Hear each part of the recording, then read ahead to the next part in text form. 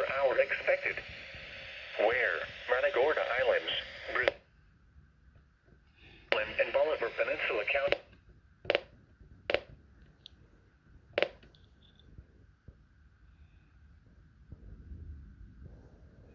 Around unsecured objects. Tree limbs could be blown down and a few power outages may result. Use extra caution when driving, especially if operating a high-profile vehicle. Secure outdoor objects.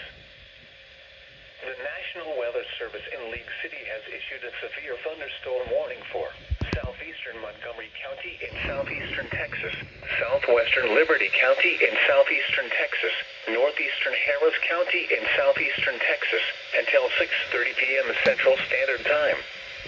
At 5:51 p.m. Central Standard Time, a severe thunderstorm was located over Kingwood, moving east at 25 miles per hour. Hazard, quarter-size hail. Source, radar indicated. Impact, damage to vehicles is expected.